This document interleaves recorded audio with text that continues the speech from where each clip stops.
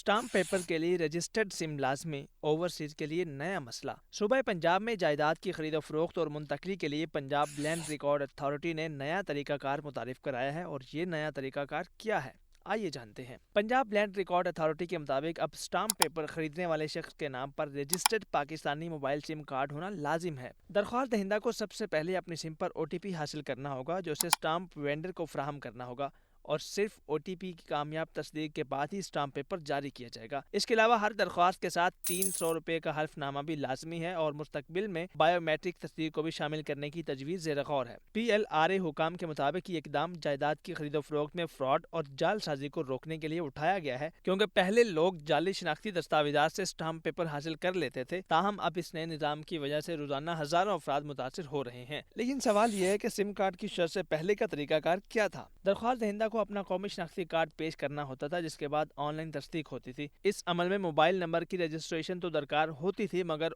OTP की तस्दीक लाजिम नहीं थी। इस तब्दीली से कबल बैरून मुल्क मुकीम पाकिस्तानी अपने वकला या रिश्तेदारों के जरिए अपनी गैर मौजूदगी में भी स्टाम्प पेपर हासिल कर लेते थे। ओवरसीज पाकिस्तानियों के पास पाकिस्तान में फाल सिम कार्ड ना होने की वजह से अपना डिजिटल स्टाम्प पेपर जारी नहीं करवा पा रहे और इसी के बायस सूबा भर में जायदाद की खरीदो फरोख्त के मामलात मुतासिर हो रहे हैं।